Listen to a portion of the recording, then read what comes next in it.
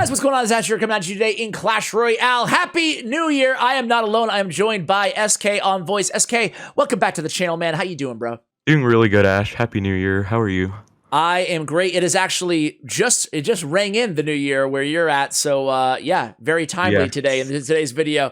Last time you were here, we got you to 6,000 subscribers. I said I called on all my subscribers, my viewers. Go ahead and check out SK's channel, and we got you to 6K. Let's try to get him to 7K today on his YouTube channel. I'll have that linked for you guys in the show notes below. Today we're gonna take a look at the top 10 decks for 2022. These are the strongest decks right now inside the meta going into the new year. We're gonna cover a tip or two about every single one of these decks, and then we're going to play our favorites. I'm going to play one match, and SK is going to play his one match with his favorite deck as well. Let's start with Pekka Bridge Spam. SK, give us your tip about this deck, man. All right, so I'm sure you all know Pekka Bridge Spam never dies. It's the kind of deck that you see time and time again, and the real kickers of the deck are, firstly, you have to know when to pressure. So you want to make safe plays at the start, but once you realize the opponent's deck and get a better feel for it, you can start pressuring heavier and recognizing when cards are out of cycle and when to punish best. And one of the other things that a lot of people don't do, myself included, is sometimes using the Magic Archer as a win condition. Not to say that it should always be a win condition, but there are a lot of matchups where you can get a really nice Magic Archer alignment on the tower, and that can be a really great source of tower damage. So you definitely want to take note of when that opportunity presents itself. If I go in with, say, a Royal Ghost and they counter it with, say, a Valkyrie in single elixir time, and I have Magic Archer in hand, but they counter that Valkyrie at the, at the tower, would you use a Magic Archer that aggressively to just get some extra damage onto the tower in the Valkyrie, or is that too aggressive in single elixir time? I feel like if you don't know their full deck, it might be too aggressive because they could punish you for using Magic Archer. Like, you might get short-term damage, but if you don't know their full deck and they have other stuff you'd want it for, then I'd say it's better to play safe early on. Thank you. All right, next deck is going to be Balloon Freeze. The Anaban Balloon Freeze, man. This deck never dies as well, kind of. Give us a tip about this deck, man. All right, so one thing is that sometimes it uses Electro Dragon, sometimes it uses Baby Dragon. There's not too much of a difference between both, but a lot of the time people are way too aggressive with their freeze, and they basically use it in a time when it's not necessary. So what you really want to do is, again, like with most decks, you want to get a feel of your opponent's deck. You want to use the freeze at the perfect time to get that last juicy balloon hit on the tower, or just even on defense sometimes if you're in a pinch. But just try not to waste your freeze. And as you and I were talking about earlier, something you could challenge yourself to do is try not to use the freeze at all until you really get a better feel for their deck, and then you'll know when exactly to do it.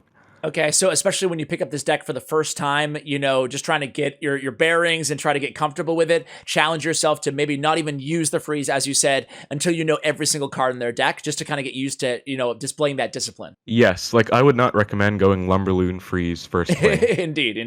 Yeah. All right.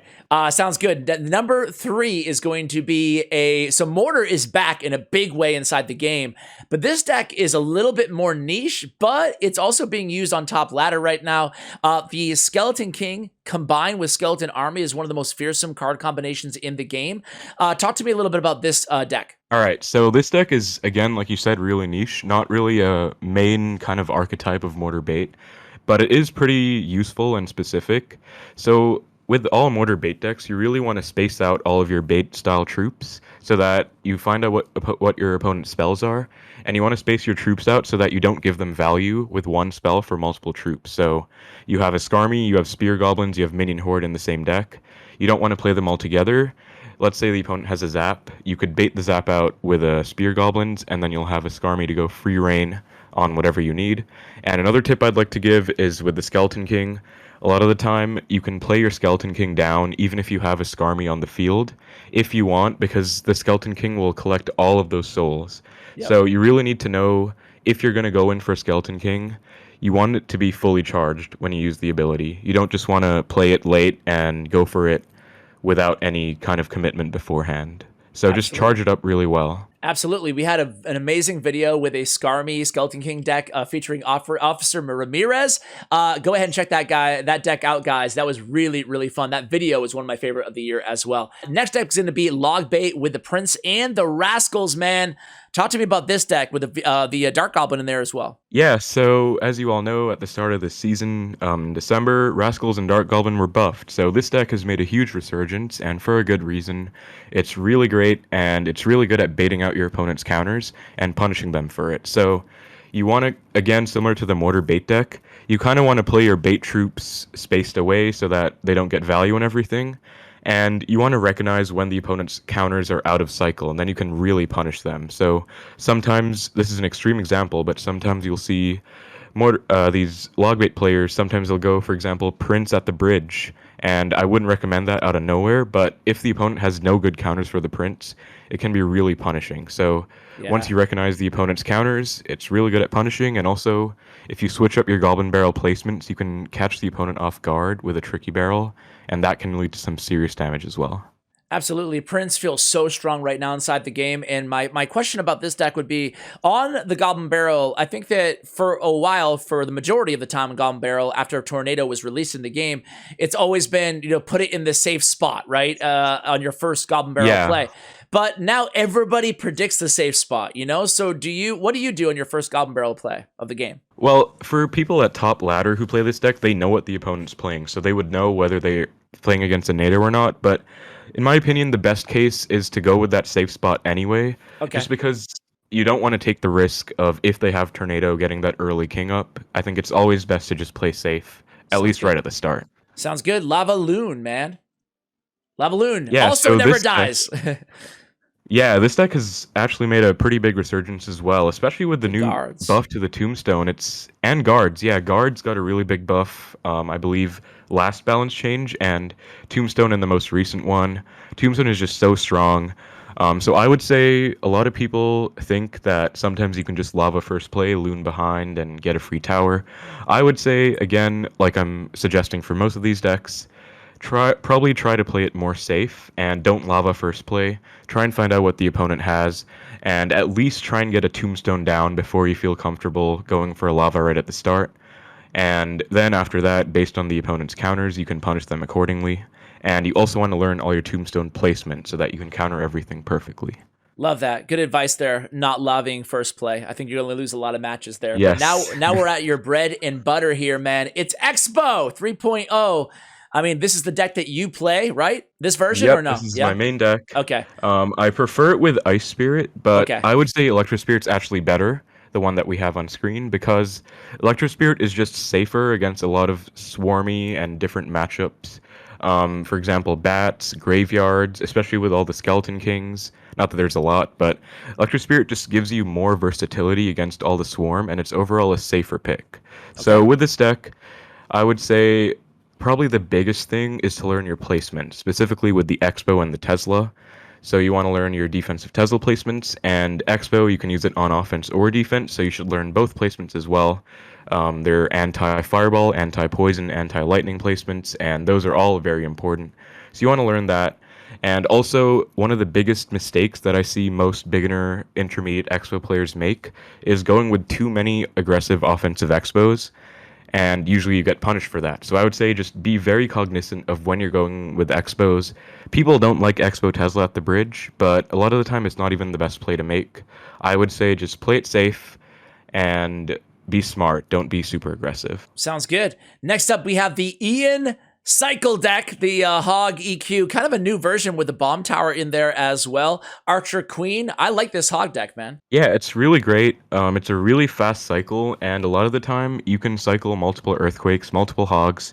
So with this deck, you can kind of hog at the start to try and find out what the opponent has. But I would say that with this deck, you want to rely on the Archer Queen against air matchups a lot, especially because we switched out the Tesla for the Bomb Tower after the Tesla nerf. Bomb Tower might be better right now. Okay. And Ian has been playing this version at top ladder. So just know when to go Hog Rider. And one tip is that sometimes there are some matchups where going with a Hog just won't give you too much value. And so especially in double and late triple elixir, Ian starts to switch to more of an Earthquake cycle-based approach because it's such a cheap card. It's only 3 elixir. It's not too much of a commitment. So in a lot of matchups, sometimes going to Earthquake cycle instead is the way to go. Okay, and sounds good. Also, for people who don't have the Archer Queen, Firecracker is a fine substitution to make. That was actually the old version. Oh, I Yeah. love that. I love that. Okay, number 8 is going to be, this deck's everywhere, man. Yeah, absolutely everywhere. So this deck is probably one of the best decks in the entire game right now. The Archer Queen is just so strong. You have the Lightning in there to not only deal with opposing Archer Queens, but also just to deal with other buildings like a Tesla, like a Goblin Cage.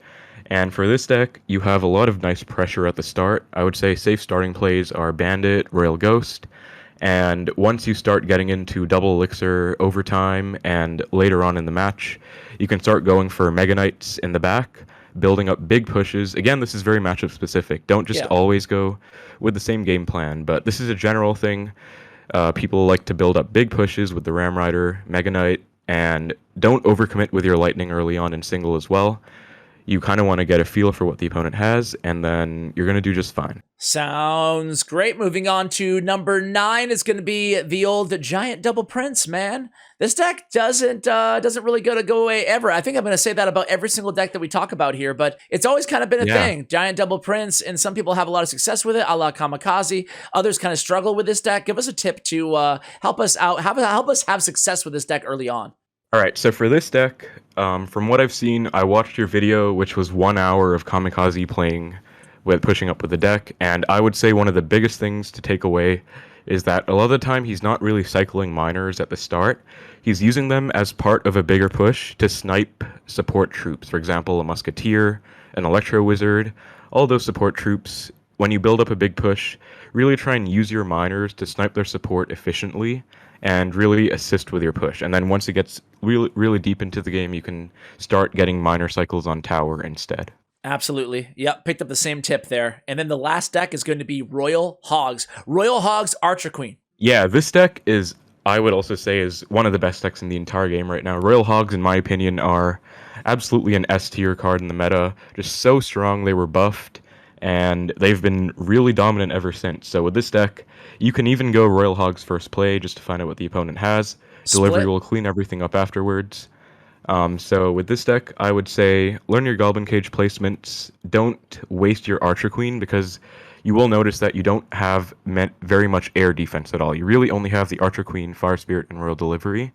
So against an air matchup, you want to rely on your Archer Queen really well for that. But other than that, you're going to be cycling so fast, probably outcycling most other decks in the meta, and just really powerful deck.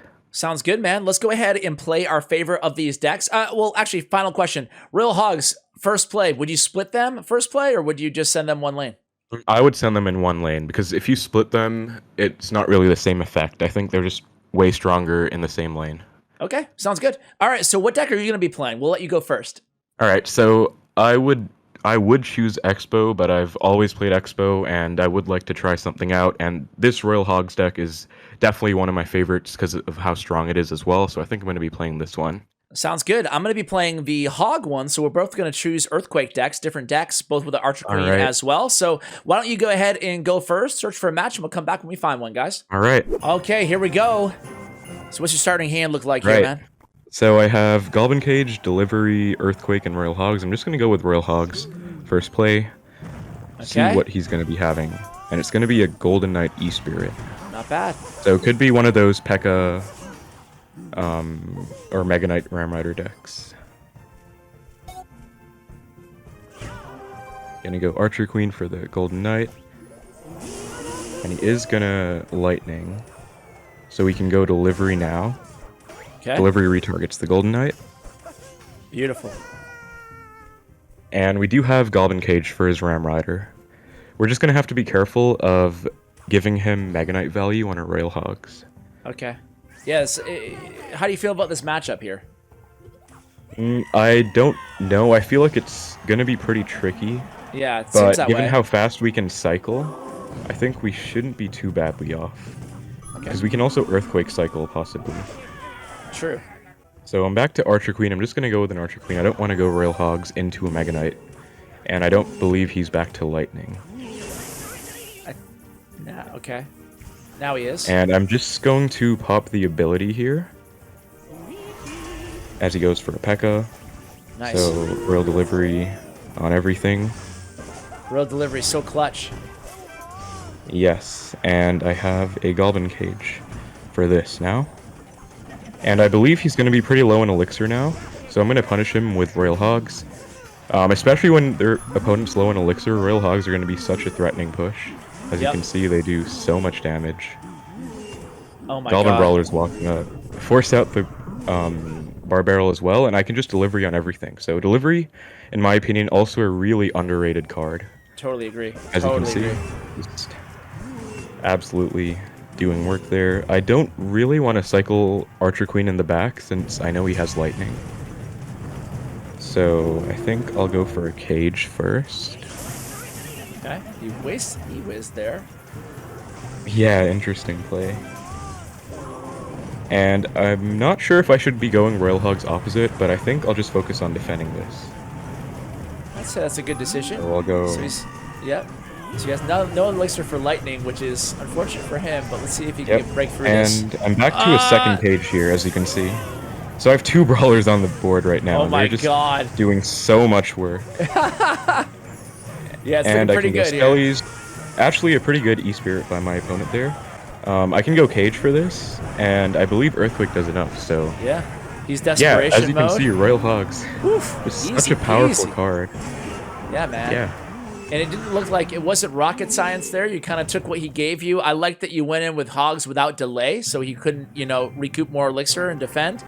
Nice job, man. Yes, so I'm you. going to switch to the Hog deck. It's not going to be as beautiful as that, but here we go. I'm going to play ladder. So good luck to Salah Salia. Right. So I have Skeletons, And- I have Queen, I have Earthquake, and Log starting out here. Okay, so you could Earthquake that hut. Yep. It's gonna get so much value, and then you could log the Spear Goblins that spawn afterward, just fully perfectly countering it all. Fantastic. Yep. All And right. I think you might have hit the Firecracker too, Nice. so... We do. Okay, wow. And he goes for a really aggressive barb, so... This is great, man. Archer Queen's good. No big deal, Alright, man. No big deal. No big deal. Yeah, no big deal at all. He is still gonna have to contend with this Archer Queen as it crosses over, and Yeah. I believe you didn't use the ability, so Yeah, let's see what he has for it. He's He's gonna fireball, so Okay. So I use that the should ability. still get. Oh, he okay, you could zaps. hog right now. He just Yeah. zapped as well, so he's gonna be really low on elixir because he just spent 6 on your Archer Queen, and he has absolutely nothing. He has a Firecracker, Oof. and you could activate King off this Firecracker. Yep. So really nice damage starting out. Heck yeah. All right, cool. So things so far, so good. You never know. I'll find a way to blow it, Okay, so he has Goblin Barrel, so you kind of want to save your log if possible for Sure. that. You don't need to, but it would be good. Okay. And you always have Earthquake available for his Goblin Hut as well. Okay, I should. Alright, Okay, so perfect. you could Okay, Earthquake that. Yep. And you could Archer Queen the Princess as it gets closer. Perfectly fine play to make. Fire Spirit. Ooh, that was the nerf in effect with that Fire Spirit, not jumping. Yeah. So he has Barbarians in hand. He has Fireball. I'm gonna pop the ability in case he barbs. Yep, Nice. smart. Really nice, and Knight One more should hit. clean up just fine. Yep. Okay. Nice. So he just wasted Barbs and Goblin Hut. If you want, you could Hog Rider in the right and see if he's gonna have anything for it. Yep. Nice log as well. And looks like he has a Mega Knight. Okay. Okay. So you're gonna want to maybe go Bomb Tower and possibly get back to Knight to tank for this. Knight is just really good against Mega Knight. Really great counter. I agree. I'll Queen That as was well, just in good. case. Yeah. Get the activation. Really good, honestly. Okay. So he has And- Fireball and a bunch of junk. I think he might do something here. Nope, he doesn't. You have log for that. Yeah. Hits the Barbs too, and you could go Hog now, and Okay. I'm gonna EQ. if he goes Goblin Hut, yeah, because he might Goblin Hut, and even if he doesn't, you still okay. get damage. Yeah. Like you're getting him really close to spell cycle range right now. So just rinse and repeat. Same nice defense with the Bomb Tower. Goblin Hut is completely struggling against the Earthquake. Okay, let's see. Hopefully this does not cost me that log. Nah, it's no big deal. Right, because you also have King activated. Which Yeah. really I mean, it's all good. It's all good. I think this Yeah, might and be.